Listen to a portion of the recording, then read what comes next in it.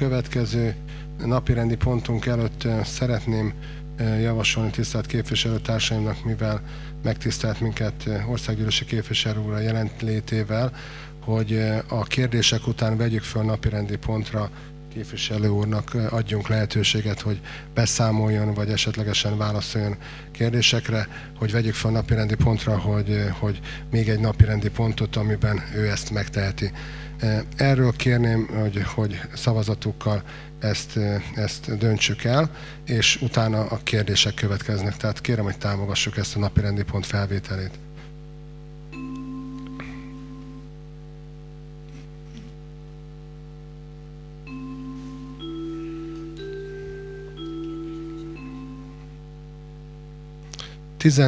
egyhangú igen, köszönöm szépen a támogatásokat. Még egyszer tisztelettel köszöntöm körünkben Simonka György országgyűlési képviselő urat, aki megtisztelt minket, illetve a testületülést a személyes jelenlétével. Én megadnám neki a lehetőséget akkor, ahogy szavaztunk is erről, hogy információkat osszon meg velünk, esetleg elmondja gondolatait. Megkérem akkor képviselő urat, hogy a alpolgármester asszony mikrofonjába mondja el akkor, amit gondol. Köszönöm szépen, sok szeretettel köszöntöm én is a képviselőtestületi tagokat. Nagyon szépen köszönöm, hogy lehetőséget biztosítottak arra, hogy reagáljak néhány kérdésre, illetve hát arra biztatnám önöket, hiszen egy új napi rendi pontnál tartunk, hogy amennyiben kérdésük van és esetleg felvetésük, javaslatuk van, azt talán fogalmazhatják most meg magukban. Ritkán tudok eljutni, ma is egy picit később tudtam ideérni, hiszen a Kodolányi Főiskolának a Székesfehérvárról történő, Orosházáról történő áthelyezésével dolgoztunk. Nagyon szeretnénk, hogyha Orosházának nem csak egy kampusza, hanem székhelyen rendelkező, orosházi székhelyen rendelkező felsőoktatási intézménye lenne, sőt, a távlati terveink között nem csak főiskolai, hanem egyetemi és egyéb lehetőségek is szerepelnek. Ennek célja nem más, mint hogy a fiataljaink számára megüzenjük azt, hogy van jövőkép Orosházán, hogy ne gondolkodjanak el azon, hogy más térségekbe, más településekre menjenek el. Mindenféleképpen Orosháza az a város, ahol a jövőjüket elképzelhetik, és mindent megteszünk annak érdekébe, hogy az ő számukra ezt bizonyítsák. Itt végighallgatva az előző percekben a hozzászólásokat, illetve az interpellációkat, nem mondanám, hogy ezek barátiak voltak, de gondolom, hogy nem is volt cél barátian megszólítani polgármester urat, vagy a képviselőtestületet, vagy a városvezetést. Azért azt szeretném elmondani, hogy a térségben, az orosházi térségben 27 település van, és a 27 település egyikében sem tapasztalható ilyen ellenzéki magatartás, hiszen a települések vezetői, a vezetőség, a képviselő testületek mindenhol egybehangzóan úgy gondolják, hogy a város vezetését teljes erejükkel támogatni szükséges, hiszen hogyha nem támogatják a város vezetését, lelassítják a folyamatokat, fékezik a munkájukat, és mindig, minden alkalommal csak az ellenségeskedést szítják, akkor másoknak teremtenek lehetőségeket. Más településeknek, akár a megyén belül, más körzeteknek, akár más megyéknek. Tudomásul kell venni, ma már egyedül partizán akciókban komoly eredményeket képviselőtestületek, még hogyha épp olyan nagyok is, mint Orosháza, akkor sem tudnak igazi, hatásos eredményt elérni. Össze kell fogni, körzetbe kell gondolkodni, és akkor már 100 000 ember eléri azt az inger küszöbet, amikor egy igazi lobbyerőt fog tudni képviselni másokkal szemben is. Hogyha ennek a körzetnek a város vezetését, a város vezetésének a figyelmét folyamatosan lekötik az ellenzéki támadások, az ellenzéki rossz indulat, akkor kevésbé hatékonyan fog tudni dolgozni. Én arra kérem önöket, hogy ne támogassák azokat, akiknek az az érdeke, hogy Orosháza lassabb legyen. Mert ezt talán úgy is meg lehet fogalmazni, hogy ez politikai kollaboráció. Hiszen az elmúlt időszakban megtapasztalhattuk, hogy ki is mondhatjuk, Gyula, Békés Csaba sok esetben elment mellettünk. Mindig azért volt ez, mert nem volt összhang, nem tudtak egyszerre lépni, vagy nem tudták egy irányba húzni a szekeret a településvezetők, vagy esetleg a településvezetők azt gondolták, hogy egymaguk is képesek lesznek eredményt elérni. Ma már szerintem minden felelős vezető, politikai és településvezető tudja, hogy minimum 100 000 főre szükség van ahhoz, hogy igazi lobbyerőt tudjunk képviselni. Amikor a nagyobb lobbyerővel felálló települések, centrumok, mint például a középbékési centrum, megtámadja Dél-Békés, tehát Békés megyének a déli részét. Például a múlt heti események alkalmával 30 önkormányzat írt alá levelet, és minisztérium irányába vitték, több minisztériumnak is elküldték, hiszen az ő véleményük szerint Dél-Békés olyan munkát végzett el az elmúlt időszakban, érdekérvényesítés területén, ami az ő rovásukra megy. Én azt gondolom, hogy a munkában igazuk van, nagyon-nagyon sokat dolgoztunk, összehangolva, koncentráltan több településvezető, az orosházi település vezetésének a koordinálása mellett. És igen, ma már tudtunk érvelni erősen amellett, hogy nekünk nem csak egyszerűen járnak azok az uniós források, amik a következő 2-3-4 évben megyénkbe fognak érkezni, hanem szükségünk is van rá, talán a legnagyobb szükségünk van rá. Ha az önök párttársai, baloldali politikai közössége nem így látná ezt, hogy mi előrébb vagyunk, hogy mi előnyösebb helyzetben vagyunk, akkor nem tartanának napi szinten sajtótájékoztatót, ahol minket támadnak. Más sem történik, mint folyamatosan minket szapulnak. Én arra kérem önöket, hogy lépjenek túl a pártpolitikán. Tudom én, hogy az önök érdeke nem más, mint az, hogy ahol csak tudják, hátráltassák az orosházi Fidesz frakciót, az orosházi fideszes városvezetést, hogy majd 2018-ban előbújhassanak, és azt tudják mondani, hogy ugye megmondtuk mi, hogy hozzánk képes Gyula, Békés Csaba és más települések újra szebbek, újra nagyobbak lettek, és újra előnyösebb helyzetben vannak, csak szeretném önöket figyelmeztetni arra, hogy nincsen 3 évünk, hogy elindítsunk egy olyan folyamatot, amiben a fiataloknak meg kell üzennünk, rá kell vennünk őket, mindent meg kell tennünk annak érdekében, hogy itt tartsuk őket. És ha tovább folytatják ezt a munkát, akkor nem mást fognak elérni, mint azt, hogy a fiatalok el fognak menni olyan térségekbe, ahol még ennél is nagyobb fejlesztések fognak megtörténni. Én nagyon tartok attól, hogy Orosházát olyan mértékben fogják lelassítani az ellenzéki magatartásukkal, ezzel a kollaboráns magatartással, amivel azok érdekét szolgálják, akik a mi rovásunkra szeretnék megvalósítani elképzeléseiket, amivel még jobban meg fogják nehezíteni, és akár évekkel kitolhatják azt a célt, amit kitűztünk magunk elé, méghozzá azt, hogy még jobb, még szebb, még könnyebb boldogulni képes településé váljon Orosháza és az egész körzet. Én vitaindítóként ennyit mondanék most el, illetve hát a mai napi interpellációjukban is elhangzott a nevem, szintén nem túl barátságos megjegyzéssel. De még egyszer mondom, azt gondolom, hogy nem is volt ez cél, hogy barátságosan fogalmazzák meg a Simonka György nevét. Ellenben önökkel azért Orosházán minden felelős vezető, intézményvezető, egyházi vezető, cégvezető, civil szervezeti vezető azért nagyon örül annak, hogy van egy olyan országgyűlési képviselőjük, aki az ő érdekeiket kijárja minden területen. Hatóságoknál, minisztériumoknál, sok-sok helyen. Ha önök ezt kételkednek ebben, akkor nyugodtan kérdezzék meg a pártársaikat, akik minket támadnak azzal, például a Bot Tamás a tegnapi napon, aki szintén az önök baloldali politikai családjának egyik tagja, hogy Dél-Békés olyan mértékben tudott önkormányzati forrásokhoz jutni az elmúlt években, ami irreális, az ő szempontjukból elfogadhatatlan, hiszen nem létezik az, hogy csak Dél-Békésbe fognak tudni küldeni annyi pénzt, Bezzeg, Gyula és más települések, Békés Csaba és nagyobb városok pedig nem kapnak. Én azt gondolom, hogy nekünk emelt fővel, helyes testtartással bele kell ebbe állni, és nem támogatni önöknek sem őket, hanem el kell önöknek is mondani, hogy kikérik maguknak. Igenis Orosházának nagy szüksége van ezekre a 100 millió forintokra. Az orosházi térségnek igenis nagy szüksége van ezekre a milliárdokra, hiszen hosszú éveken keresztül néztük azt, hogy más településeken a 20. vagy a 30. szökőkutat is fölépítik. Nem tudom, hanyadik intézményt újítják föl, miközben nálunk olyan utcák vannak, ahova nem tud bemenni a mentő. Miközben nálunk van olyan intézmény, ahol még nagyon-nagyon rászorul a fejlesztésre, és akkor még nem mondtam csúnyát.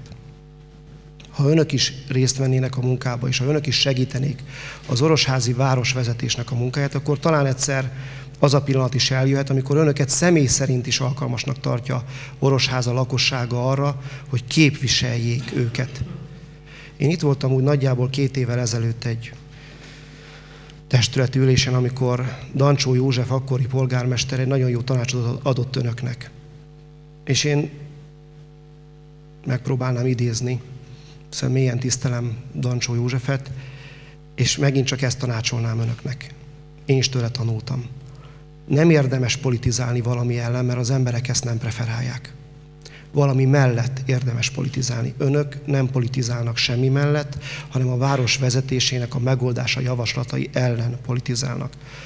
Ha egyszer talán valami mellett is fogják tudni letenni a voksukat, valami konkrét ügyben, ahogy az imént elhangzott polgármester úrnak a válaszából, akár csak 10 percet nem arra szánnak, hogy szurkoljanak a város vezetésének a munkája ellen, ha csak 5 percet arra szánnának, hogy valami konkrét ügyet, akár egy méter járdának a felépítését, de konkrétan önök nevéhez függződően tennének, akkor talán eljöhetne az a pillanat, én ebbe bízom egyébként és reménykedem, hogy egyszer eljön az a pillanat, amikor Orosháza lakossága azt mondja, hogy igen, személy szerint erre a képviselőre nekem szükségem van, és szeretném, hogyha képviselne, mert igenis hozzá tud tenni a munkához.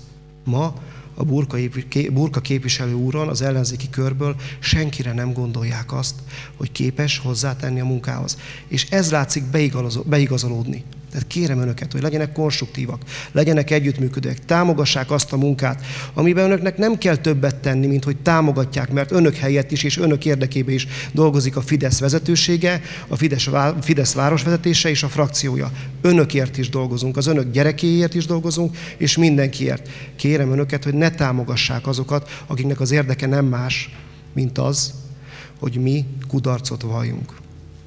Köszönöm szépen. Köszönöm szépen képviselő úrnak a hozzászólást. Burka László. Tisztelt képviselő úr, igazán nem értettem, amit mondott. Az összes többit igen, de ami a személyemet illette, mert valahogy úgy fogalmazott, hogy a Burka képviselő sem támogatja, így jött le ezt az egész dolgot. Én nem akarok itt arról beszélni, hogy abban a választókerületben mindent megpróbáltak megtenni, hogy megnyerjék a választást, és én úgy gondolom, hogy pont azért nyertem meg egyéni képviselőként, mert városi fejjel gondolkodok. Nem akarok itt példákat felhozni, hogy milyen típusú beruházásokba, egyéb dolgokba vettem részt. Én nem igazán érzem azt, amit elmondott, hogy ez így teljesen mértékben ül, hiszen arról beszélt, hogy egyszer majd eljön az az idő, amikor valakit megválasztanak. Hát képzelj el, hogy 5 évig jött el az az idő, hogy abba a területben engem megválasztottak, és én azt gondolom, azért mert tettem valamit, most is próbálok tenni, és azokat, amiket elmondott, nem vagyok benne biztos, hogy teljes mértékben osztani kell. Köszönöm. Megadom képviselő úrnak a szót válaszadásra. Köszönöm szépen, és Burka László képviselőtől elnézést kérek, amennyiben félreérthető volt a mondani való. Úgy szerettem volna fogalmazni, hogy a Burka László képviselő úron kívül elnézést, hogyha nem így hangzott. Köszönöm szépen akkor a pontosítást. Fecser János kér szót. Képviselő úr, megszavaztuk azt, hogy örömmel halljuk azt a beszámolót, amit esetleg a munkájáról tájékoztatást tartott volna. Számomra teljesen megdöbbentő volt az, hogy ön valamilyen formában idejött és kiossza az ellenzéket, hogy nekünk hogy kellene viselkedni és mit kellene csinálni. Ne haragudjon, hogyha végigülte volna a mai testületi ülést, akkor tapasztalta volna azt, hogy nagyon sok napirendet megszavaztunk, nagyon sok módosító indítványunk volt, amit lehet, hogy most nem fogadtak el, 2 év múlva elfogadnak, és nagyon sok kritikánk volt. Mi 2 dologra esküdtünk föl, a törvényességre, meg arra, hogy az orosházi emberek érdekeit képviseljük. Az, hogy az orosházi beteget talicskába tolják ki a mentőhöz, és 100 millió forintot adnak a profi sportra, az azt gondolom, hogy fölháborító. Mint ahogy fölháborító az is, ha a GKI legújabb kutatását nézi meg, hogy nem csak Orosháza, hanem az egész Dél-Békés, ez a térség, amiről beszélt és szeretne egy lobbyerőt, mi ebbe a lobbyerőbe partnerek vagyunk, ha először a lapok nincsenek leosztva. Tiszta, átlátható, világos célok vannak, és nincs hátsó, nem kijárásos politika van, átlátható és az itt élő emberek érdekében folytatott tevékenység. Örülök annak, hogy a Kodolányit említette, mi telepítettük ide, mi teremtettük meg a feltételeit. Van egy folyamatosság, egy átmenet, nagyon örülünk neki. A probléma az, hogy ilyen pillanatban úgy néz ki, hogy csak a fizetős tanulók vannak itt, mivel az ország számtalan helyén az állam igyekszik új főiskolákat meg egyetemeket létrehozni, amelyek állami támogatást is kapnak. Ha ezt nem kapja meg a Kodolányi, akkor hátrányt fogunk szenvedni.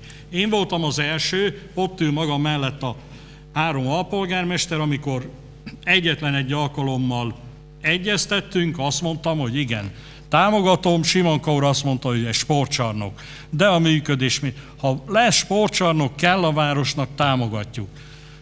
Szövetkezeti nem én vetettem föl, hogy ez egy olyan lehetőség, amit fel kell karolni és csinálni kell. De azért hadd mondjam el önnek, hogy bizony többes számban névvel, címmel, hangfelvétellel megkerestek bennünket munkások, hogy milyen disznóság van azon belül, és ezzel még nem hozakodtunk elő, hogy élnek a munkaerejükkel vissza, hogy élnek egyéb dolgokkal, hiszen nem ez a cél. A cél az, hogy minél több forrást szerezzen meg ez a térség. Ahhoz profi módon felkészült szakemberek, nem kijelölt emberek, szakemberre van szükség, és adott esetben még, hogyha itt van ez a 3 milliárdos pályázat, amit most előzetesen rábólintottunk, ha nem is minden céllal értünk egyet, azt mondjuk, hogy pályázni kell. És ne haragudjon, folyamatosan látjuk, nem csak a miniszterelnök, hanem a miniszter is jár a térségekbe, irgalmatlan pénzeket osztogatnak, és ebből valamilyen formában érdekes módon Orosháza és a térség kimarad. Egyetlen egy megjegyzésem, nézze meg például a TAOS pénzeknek a felhasználását. Szembe megy az önkormányzat a kormánnyal. Hát ezt mondtuk a jelenlevőknek, hogy a saját kormányotokkal mentek szembe, amikor sportpályák építésére, labdarúgásra, egyebekre egy csomó pénzt le lehetne hívni. Nekünk ott van a félbe maradt beruházásunk. A Mátrai Sándor emlékével is minden, és megszűnt a foci csapatunk. Nincsenek helyi gyerekek. Számtalan ilyen dologgal. Ott van a gyopáros fejlesztése. Gyopáros fejlesztése, a turizmus 12 éve áll. 12 éve áll, egyetlen egy komoly beruházás nem jött, holott a versenyhelyzet Gyulától kezdve, Cserkeszöllőig és a többi, az, hogy folyamatosan fejleszteni a turisztikai attrakciókat. Hogyha ebbe ön partner, és azt mondja, hogy kérem, milyen lehetőségek vannak, és döntsük el, hogy közösen minek megyünk neki, ne haragudjon, én se a Bot Tamással, se a Békés Csabaiakkal, se a gyulai, mit tudom én, politikai erőkkel nem egyeztetek azzal kapcsolatban, hogy a saját városunk ellen lépjünk föl. Sőt, engem mindig azzal vádoltak, éppen ezek a jobboldali és baloldali erők polgármesterként meg képviselőként, hogy én minden Torosházának harácsolok. Ez vonatkozik a frakcióra is.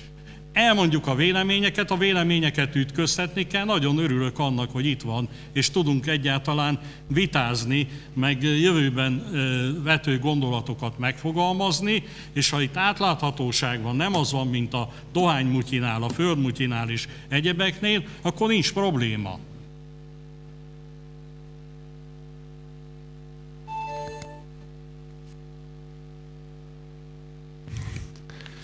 Hát úgy látom, hogy túl nagy együttműködésre a jövőben sem számíthatunk így a megnyilvánulások alapján, bár én is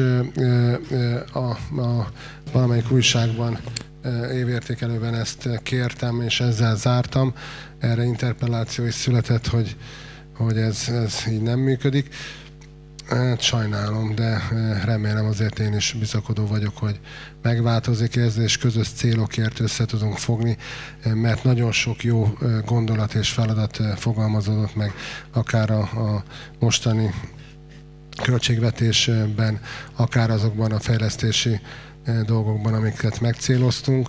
Én remélem, hogy össze tudunk fogni, mert azt gondolom, hogy azok a fejlesztések, amik megvalósulnak a városban, azok mindenkinek a közös érdeke, és minden orosházinak az érdekeit szolgálja. És az, hogyha, amit én teljesen egyetértek a képviselő úr által elmondottakkal, mert higgyék el, bár ezt nem tudom miért kell bizonygatni, hogyha közösen lépünk fel, egyhangúan lépünk fel. Tehát higgyék el, hogy egy forrásra, egy lehetőségre másik 30 település nyújtja a kezét. És az a település a bírálóbizottság asztalára kerülve, ahol azt látja és azt hallja, ne adj Isten, még ilyen országos sajtóorgánumban is azt lehet olvasni, hogy itt nincs békesség, és sokan nem akarják a településen azt, hogy aszfaltos legyen minden utca, vagy most csak mondom, hát az előbb a testületi, én nem kiabáltam bele az önök beszélgetésébe, meghallgattam türelemmel, legyen kedves ön is végighallgatni, amit én mondok, és utána, ha van kedve, akkor majd elmondja. Az is elhangzott a testületi ülés elején az önök szájából, hogy Orosháza nincs is Magyarországon, vagy nem lesz. Tehát én azt gondolom, hogy önök ezzel valószínűleg nem terveznek, de higgyék el, hogy mi tervezünk.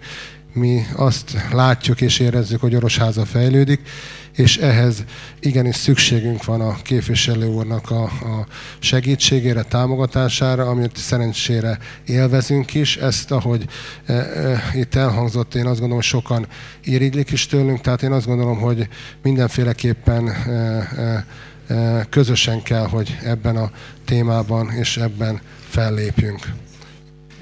Fejes, nem tudom, hogy képviselő úr kíván szólni? Akkor képviselő úrnak megadom a szót, csak ügyeit. Köszönöm szépen, Fejes Róbertné, Magyar Hangja, Simonka György jelentkezem. Én nagyon örülök, hogyha ilyen konstruktív lesz innentől kezdve az együttműködést. Én ígérem, hogy minden olyan ügyet, amit önök fognak keletkeztetni, és nem csak oktató jelleggel fogják ráolvasni mondjuk egy fideszes képviselő fejére, hanem megfogják az ügyet, megtervezik, operatív végrehajtási tervet készítenek hozzá. Én minden tekintélyemet, minden erőmet latba fogom vetni, hogy ezt valamilyen módon valósítsuk meg. Butaságokat nem fogok támogatni, eddig se támogattam, de gondolom, hogy önök se szeretnék. Csak legyenek szívesek végre egyetlen egy olyan dolgot, ami meg is valósítható, felkarolni. És az ügyet megfogni és vinni, nem nekünk megmondani, hogy mit kellene tenni, hiszen önök pénzt kapnak azért, hogy képviselők. Nagyon fontos, hogy elmondják, hogy mit tesznek, mit tennének, sőt, az is nagyon fontos, hogy elmondják, hogy mit miért nem tesznek, miért nem tennének. Ezt meg is teszik minden egyes alkalommal, mert tényleg vállaljanak föl egyetlen egy ügyet, a maguk nevéhez kötődjön, és én örülni fogok neki. Köszönöm, hogy belekiabálnak, de így el, nem volt egyszerű önöket sem végighallgatni, de én megtettem. Csendesen végighallgattam. Arra kérem, hogy ön is hallgassa meg. Tehát most térnék rá a barátság részre. Tehát most kezdenék udvarolni önöknek. Hát ne szakítsák ezt meg, mert nem biztos, hogy eljön ez a pillanat még egyszer. Tehát én ott tartok most jelen pillanatban, hogy én nagyon örülök ennek a hangnemnek, amit most a Fecser úr megütött, és én elképesztőnek tartom, amit ő mond. Tehát, hogy a mai világban van még ember, akit talicskával kell kivinni a házából, mert mentő nem tud bemenni. És én abba is egyetértek Fecser úrral, hogy a turizmust fejleszteni kell, hiszen elmentek mellettünk. De azért azt se felejtsük el, hogy ennek a városnak most jelen pillanatban kiesik éves szinten 500 millió forint bevétele, amit 2010-et megelőzően a MSZP kormány ratifikált, ő hozta ezt a döntést. Na most, hogyha éves szinten 500 millió forinttal beljebb lett volna Orosháza, akkor nem lenne egyetlen egy olyan utca se, ahonnan talicskával kellene kihozni a gyerekeket, az embereket, az időseket, és ne tudna bemenni a mentő. Ezen közösen kell dolgoznunk. Ez elfogadhatatlan és elképesztő, hogy ma még Orosházán van ilyen város, nem lehet. A ciklus végére, hogyha lesz még ilyen hely, akkor kudarcot vallottunk, és nyugodtan olvassák a szemünkre, hogy van olyan utca, ahonnan nem tudja a mentő kihozni az embereket. még talán ennél is katasztrofálisabb eseménybe következhet egy lakástűz, vagy bármi, a tűzoltóautó nem fog tudni bemenni. Ez elfogadhatatlan, és ezért dolgozni kell. Mi egyébként tesszük ezt, dolgozunk, még önök helyett is. Csak arra kérem önöket, hogy támogassák. A turizmus kapcsán meg ne felejtsék el, hogy azért a turizmus nem csak úgy terem, nem csak úgy van. Van csodálatos adottsága Orosházának, Gyopárosfürdő, és rengeteg olyan kiépített turisztikai attrakciója van, amit az elmúlt években megfelelően próbáltak használni a vendéglátók, ezáltal munkahelyet próbáltak teremteni, de egy szélmalom harcot vívtak, hiszen óriási pénzeket áldoznak be mások. Tokaj, Villány, Gyula, sok-sok olyan sikeres térség annak érdekében, hogy valami megmozduljon, még többen érkezzenek a térségbe. És ezt nem csak pénzzel oldják meg, hanem szakmai munkával. Itt voltam azon a testület ülésen is, amikor talán a Fecser úr, a végén kiderül, hogy barátok vagyunk, tehát talán a Fecser úr mondta azt, hogy az Angéla, aki ide érkezett Hollandiába, most meg nem mondom, milyen Angéla volt? Dedák Angéla, az milyen jó szakember. És ebben úgy egyetértett mindenki. És az Angéla dolgozott egy évet, és azt mondta, hogy ebben a feszült rendszerben, egy ilyen politikailag átfűtött területen egy jó ügy érdekében sem lehet dolgozni, és elmenekült innen. Mert önök folyamatosan támadták, jó szakember, önök mondták, én is így gondolom, Budapesten kamatoztatja azt a tapasztalatot és azt a tudást, amit egyébként megszerzett valamikor még az önök kormányzása idején egyébként, illetve külföldön. És ma nincs itt Orosházán. És szakembereket kellene idehoznunk úgy, hogy egyébként ma önök másra sem koncentrálnak, mint hogy támadjanak minden olyan munkát, minden olyan ügyet, amit a Fidesz frakció, a fideszes városvezetés az itt élők érdekében szeretne megoldani. A Orosháza kimarad a pénzosztás kategóriájába, és szeretnék választ adni, tehát ez butaság. Dehogy marad ki, hát ki mondta ezt? Hát épp ezzel ellen tüntetnek az önök pártársai. És ha már ilyen barátok vagyunk, akkor kössünk már szövetséget Orosháza érdekében abban, és tegyük tényleg félre a pártpolitikát. Legyenek szívesek önök a párttársaiknál kikérni azt, hogy ilyennel támadják meg Orosházát, a délbékési körzetet, hogy mondjon le a megyei elnök, a megyei közgyűlés elnöke, csak azért, mert olyan rendszert épített ki, amit egyébként az Európai Unió elvár tőlünk. Nem olyat, amiben megengedi azt, hogy azok, akik idáig is nagyon fejlettek voltak, további pénzeket kaphassanak, hanem azok a pénzek, amik délbékésnek, a fejlettebb térségeknek járnak, azok a pénzek oda is érkezzenek. Mert ez az elmúlt időszakban kiépített NFÜ által pénzosztás kapcsán nem jelent meg. 7% került be a térségbe úgy, az előző ciklusból, hogy 2012-től tudtuk fölgyorsítani a eseményeket, és onnantól még 4%-ot tudtunk, de akkor már le voltak osztva a lapok. 2010-ben, hadd mondjuk el egy esetet, 2010-ben akkor még volt az önök által felállított regionális fejlesztési ügynökség fölött egy regionális fejlesztési tanács. Ennek az akkori elnökét úgy hívták, hogy Font Sándor, és az általános alelnöke pedig én voltam. Dancsó József képviselőtársammal együtt voltunk tagok. És ott fölálltunk, és mindjárt az első alkalommal vertük az asztalt, és mondtuk, hogy úthálózat, Kovácsháza, Mezőhegyes irányába, 47-es. Mondtuk az intézményeinket, a csarnokokat, és érveltünk. És olyan 30 perces monológunk közben elkezdtek mosolyogni rajtunk. És a végén meg kinevettek minket az ottani kollégák. És azt mondták, hogy maguk miről beszélnek? A pénznek a 82%-a le van kötve, elköltötték a pénzt. És maguk el akarják vinni még a 18%-nak a 180%-át. Hát így nem lehet.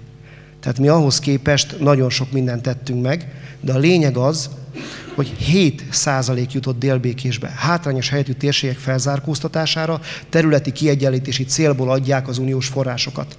A pénz nekünk jár, szükségünk van rá, és nem a fejlett régióknak, és nem a fejlett városoknak. Ez egy csata, ez egy harc. És ha önök a hátországunkba még támadnak minket, és nem állnak mellénk, akkor gyengébbek vagyunk. Mit gondolnak maguk, milyen erők mozdulnak meg akkor, amikor 25 település alámeri, vagy 30 település alámer írni egy olyan petíciót, hogy mondja le a megyei elnök. Csak azért, mert Délbékésnek lejt a pálya ő szerintük. Nem kis babra megy a játék, nagy babra játsszák ezt a játékot. És önök azoknak az érdekeit képviselik, akik ellenünk vannak, a mi rovásunkra akarnak fejleszteni, legyenek szívesek támogatni minket és segíteni a munkánkat. Ha mással nem, csak azzal, hogy nem tesznek semmit, nem kell más tenni, csak ne támadjanak minket, mi elvégezzük a munkát az itt élők érdekében. Pilot program kapcsán, illetve a fejlesztési komplex programunk kapcsán még 2 gondolatot, és remélem a többi képviselő is hozzá fog még szólni. Először is, ha tényleg vennék a fáradtságot és ezzel foglalkoznának, és nem mindjárt az első adandó alkalommal, megörülve annak, hogy egy ilyen sztori megbukott, hogy egy ilyen program 1 milliárd forintot hozott ide, hogy vettek belőle gépjárművet, embereknek adtak munkát, és egyébként megvalósult egy olyan program, ami annak az alapjait kínálja, hogy itt lesz háztáji gazdaság. Tudom, önök nem értenek és nem is akarnak foglalkozni a mezőgazdasággal. És azt is tudom, hogy én egy puszta röcsögei kisfaluból érkeztem. De a helyzet az, hogy nagyon sokan éltek meg 20 évvel ezelőtt a háztáji gazdaságból. Vagy a munkahelyük mellett a háztáji gazdaságból tudtak aztán autót venni, házat felújítani, házat építeni. Mi ezt szeretnénk újra felépíteni. Ma Magyarországon, beleértve a saját párttársainkat is, kellő kritikával kell fordulni minden irányba, és önvizsgálatot kell tartani. Mindenki arról beszél, hogy valamikor volt itt egy háztáji gazdaság, milyen jól ment. Hogy valamikor 41 kg disznóhúst evett meg a magyar, ma meg 19-et. Hogy valamikor ennyi millió sertést adtunk le, és ma már nem. És ennek vannak okai, és vannak elemzések, de még senki egyetlen egy lépést nem tett. Kritizálni könnyű. Szükséges is, azt mondom. De a kritikát követően, úgy, mint ahogy mi tesszük egyébként a programjainkba, mindjárt felállítunk egy megoldási tervet. A megoldási terv után operatív megoldási tervet, és elkezdjük megvalósítani. Ellenben önökkel mi elkezdjük megvalósítani ezeket a dolgokat. És hogyha valami kisiklik, akkor azonnal összehívunk egy válságstábot, és elkezdjük megoldani. Ez egy pilot program, aminek önök megörültek, hogy megbukott. Mert valahol láttak egy olyan internetes mondatot, hogy a pilot program bezárult. Nem tudom, hogy mióta lehet egy 30 000 fős ipari város képviselőjének egy elejtett, interneten elolvasott mondatra egy ilyen támadó jellegű, rosszindulatú interpellációt azonnal megírni 2 oldalon. Hát könyörgöm, miért nem támogatják? Voltak már kint ezeknél az embereknél? Látták már önök, hogy mit értek el ezek az emberek? Tudják, mennyi bevételt termeltek? Tudják, milyen büszkék ők arra, hogy ők kiválasztott emberek, hogy ők hétvégén bejárnak dolgozni? És hogyha a disznót meg kell etetni karácsonykor vagy húsvétkor egyébként ki kell nyitni a fóliát, akkor ők azok, akik kimennek? Tudják önök, hogy egyébként arról beszélünk, hogy van még 12 000 munkanélküli, regisztrált munkanélküli van ebben a megyében. Amikor önöktől átvettük a kormányzást, 18 900 volt. Amikor önöktől átvettük a kormányzást, még mielőtt elkezdtek minket kioktatni arról, hogy hogyan kell a munkanélküliséget kezelni, 11,4%-os volt a munkanélküliség, most 6,2. És még mindig veszik a bátorságot, arra... Kérem, hogy ne kiabáljon meg. Nyugalom. Kérem, hogy nyugodjon meg. Kérem, hogy nyugodjon meg.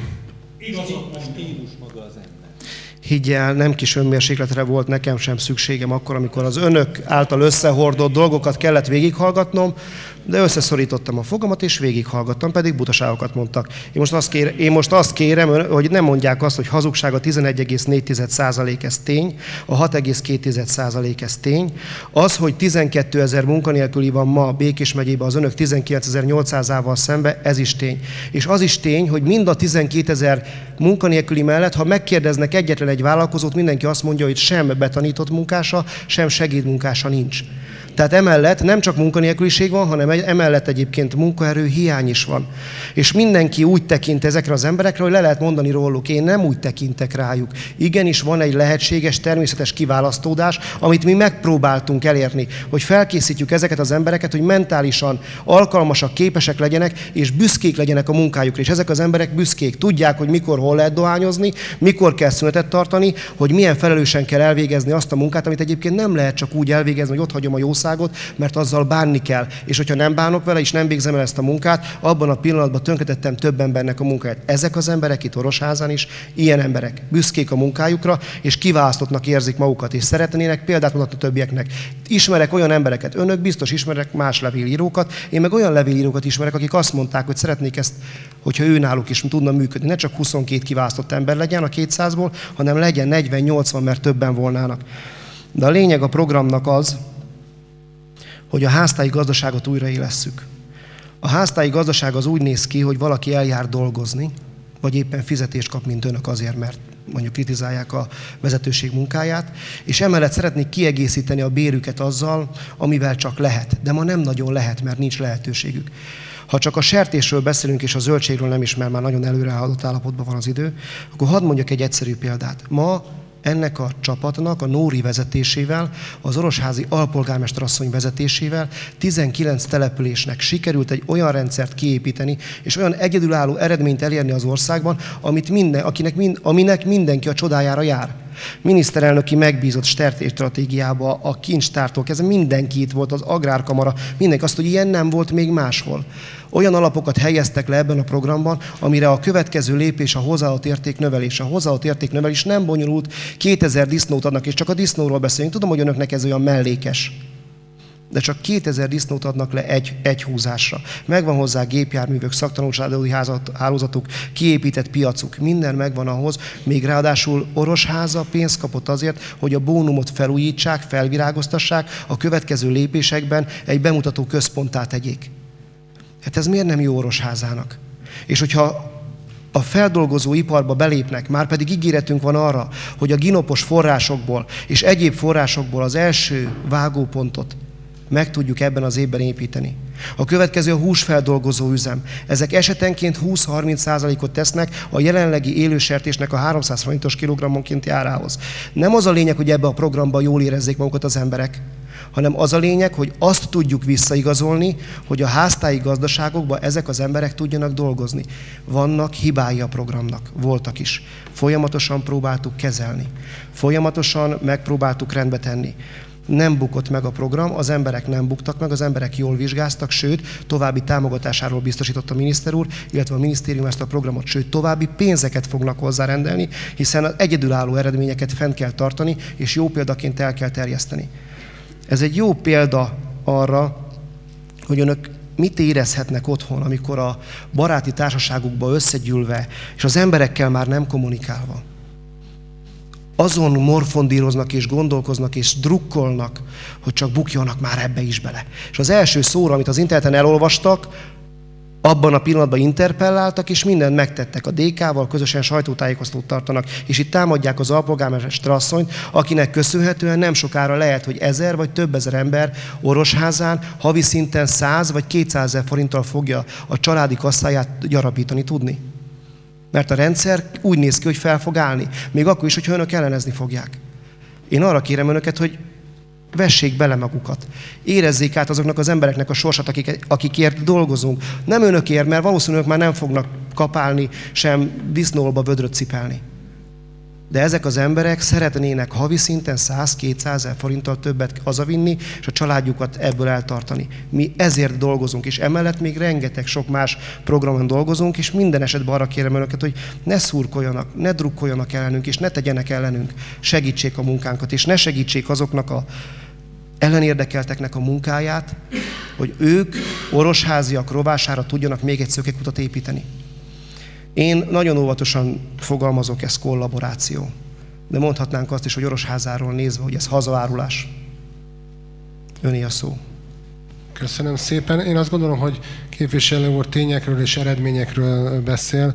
Ez biztos, hogy valakinek nehéz hallgatni, de azért azt gondolom, hogy mindenki türelemmel hallgassa végig a másikat, és én adok lehetőséget, hogy ő is elmondja. Így akkor most Fecser Jánosé a szó. Elnézést kérek, képviselő úr. Mondott jó dolgokat, meg fontos dolgokat, és mellé mondott olyan vagdalkozásokat, sértéseket, amit vissza kell utasítani. Mi az, hogy nem az emberekkel kollaborál, ezzel összefog, itt hetet havat összeord. Ha önöknek a Fideszen belül problémájuk van, akkor azt rendezzék le. Ne hozza az ellenzéket ilyen lehetetlen helyzetbe, mert mi mindannyian Orosháza város állampolgáraiért, ezért a városért dolgozunk. Az, hogy a hangsúlyt nem oda helyezzük, az egy teljesen más dolog. Sőt, én azt mondom, hogy szégyenletes, 90 óta szégyenletes, hogy egy példát mondjak, én ezt többször elmondtam a Farkas Sanyinak is, mikor egy bizottságban voltunk, a batonyai polgármesterről nem is beszélve, Szégyenletes az, hogy Mezőhegyes egy turisztikai építészeti központ lehetne, és nemhogy nem történt semmi, hanem visszafele fejlődik. Hát azért, ha nem is akarok belemenni személyeskedésbe, mert nem igazán értem azt a nyelvet. Emberekkel beszélünk, ne haragudjon, bejöttek az emberek a 11 fős brigádból, most akkor kiteszek egy részét csak. 11 fős brigádból maradtak 4-en, bejöttek 6-an, hangfelvétellel, hogy fenyegették meg őket. Jött a vásárló a dinnyéért 50%-kal többet ad, nem lehet eladni.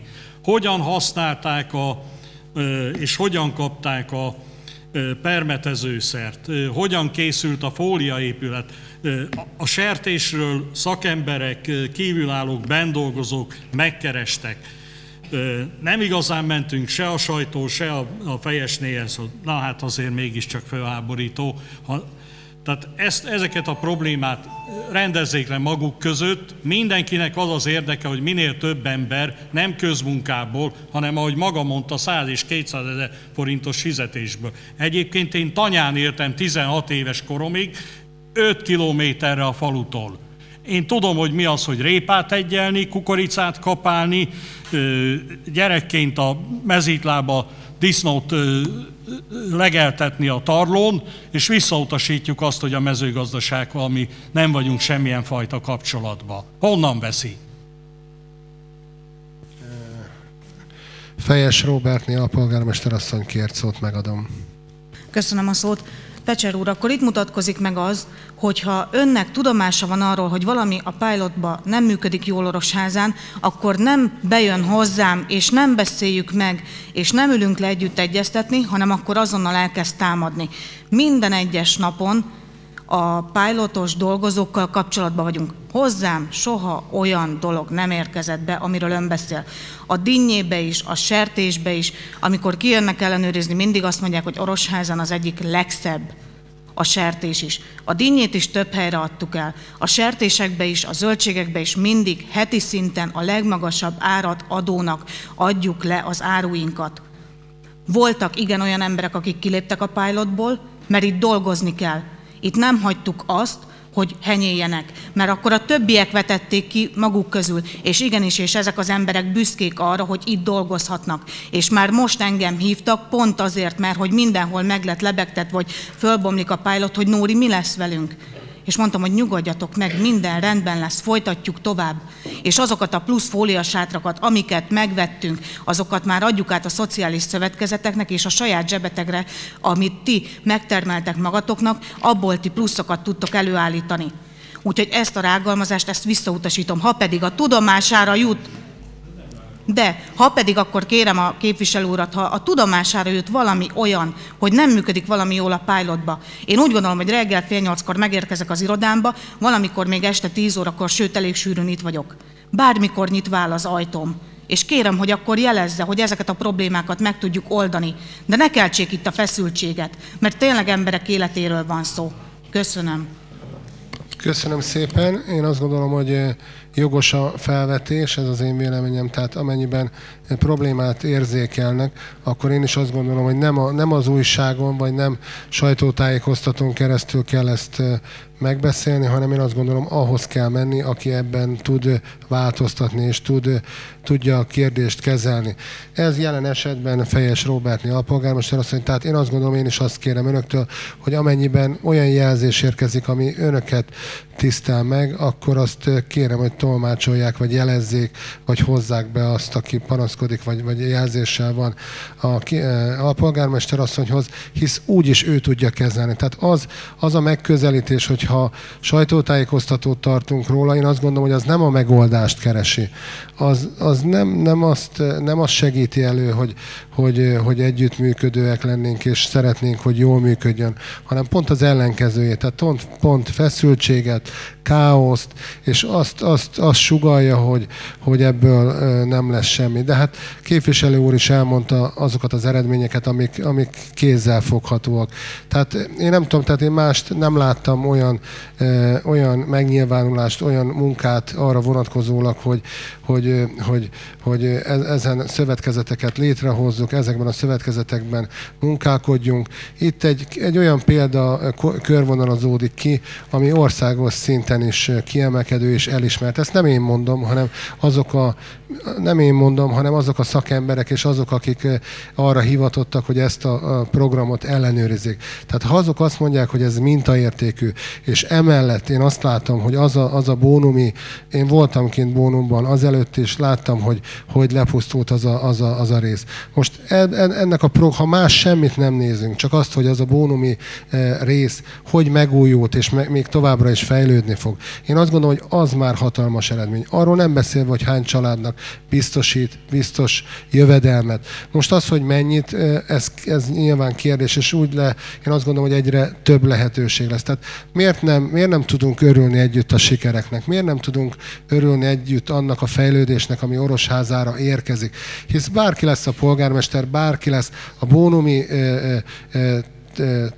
tanya, vagy az a központ, én azt gondolom, hogy annak a fejlesztése az ott marad, az orosháziaknak a értéke marad. Tehát minden olyan pénz, minden olyan eszköz, minden olyan fejlődés és minden olyan munkalehetőség, amit Orosházára hoznak önök, vagy közösen, én azt szeretném, ha közösen, az Orosházát erősíti, és egységét mutatja. Tehát a széthúzás sosem mutat erőt, és én azt gondolom, hogy örülnék, én is arra buzdítom, és kérem önöket, hogy szívleljék meg a képviselő úrnak a szavait, és közösen próbáljunk meg a közös értékteremtésben. Képviselő úr, nem tudom, hogy kíván-e még szólni. Igen, megadom a szót. Köszönöm szépen. Olyan rossz és töltött el a Fecser úrnak az őszinte szavai kapcsán, hogy bejönnek, hangfelvétellel bizonyítjuk meg egyebek, olyan régi módi ez nekem, olyan 3x3-as, én nem örülnék neki, hogyha egy ilyen környezetbe kerülnék, és nem örülnék, hogyha ilyen barátaim lennének, akikhez tudnék fordulni, hogy arra kérem majd Nórit is, hogy annak járjon utána, hogy tényleg van-e ilyen, tényleg szegények ezt kell, hogy kockáztassák, hogy az MSZP hangfelvételt készít róluk. Ez nem... A Fecser János készíti, bocsánat, akkor jó, rendben. Tehát egy kicsit rossz lett a számíze, és egy kicsit keserű is. Ennek nem örülök, hogyha ebbe az irányba mennek a dolgok. A következő a helyzet. A pilot program az csak egy minta, és még csak azt sem mondanám, hogy a jéghegy csúcsa. 85 programelemmel készülünk arra, hogy bebizonyítsuk a fiataloknak, hogy bizonyítsuk. Nem megmondjuk nekik, mert úgyse hiszik el, hanem bizonyítsuk be a fiataloknak, hogy igenis mindent akarunk annak érdekébe tenni, hogy itt maradjanak Orosházán. Nincs jövőnk nélkülük. Nagyon nagy alázattal és óriási munkabírással kell ezt megtennünk. A 85 programelemből álló elem egyike volt ez a pilot program. És nem is a fiataloknak szólt volna ez elsősorban, hanem annak, hogy a fiataloknak a szülei, vagy mondjuk a hozzátartozója a következő időszakban ne csak keserű szájízzel beszélhessenek az élet színvonalukról, hanem mondják azt, hogy ezzel egy kicsit jobb, és mondjanak még ezen kívül 84 ilyen programot, amitől jobb lesz.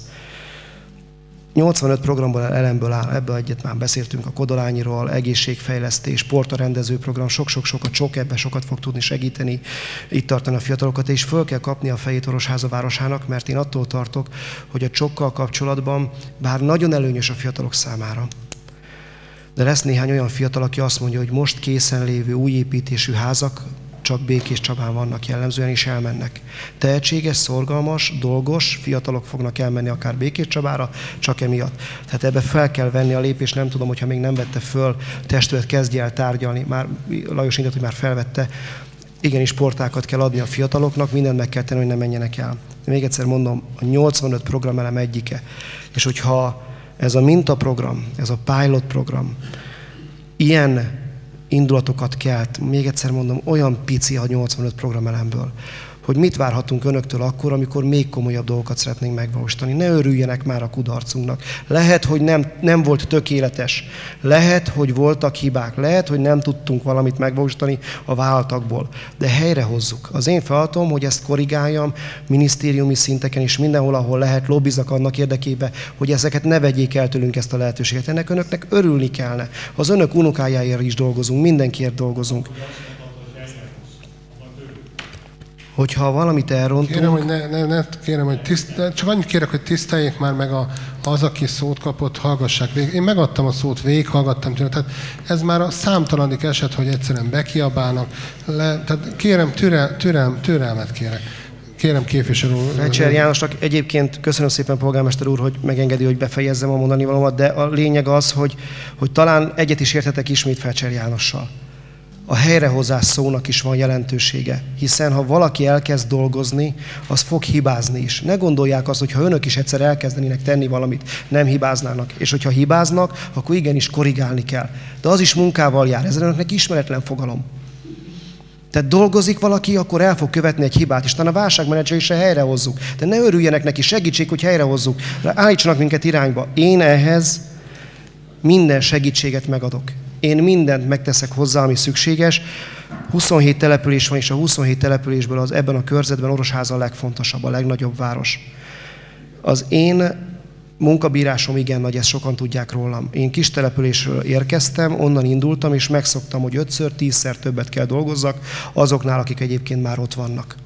Én ezt a munkabírás, ezt a befolyást vetem latba, és minden erőmmel azon vagyok, hogy bizonyítsak az orosháziaknak, többek között önöknek is, hogy előrébb tudjuk mozdítani Orosháza szekerét. Engedjék meg, hogy bizonyítsunk, engedjék meg, hogy dolgozzunk, és ne gátolják a munkánkat, és ne játszanak azok kezére, akik egyébként dörzsölik a markukat otthon, hogy az ellenzék egyébként hátráltatja az orosháziakat. Segítsék a munkánkat, én minden energiámmal rajta leszek azon, hogy ezt meg tudjuk valósítani, és engedjék, hogy bizonyíthassunk. Más sem akarok. Van tekintélyünk, lehetőségünk, kapcsolatunk, erőnk, időnk, munkabírásunk, mindent latba vetünk.